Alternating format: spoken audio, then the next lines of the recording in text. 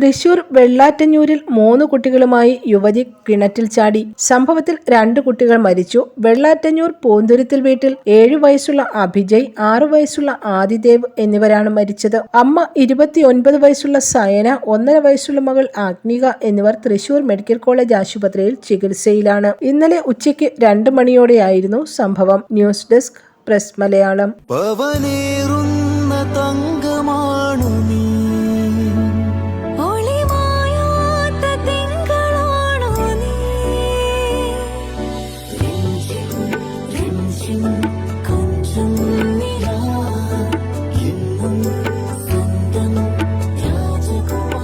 Be a Rajakumari. Rajakumari Gold and Diamonds. The trust of Travancore. Rajakumari.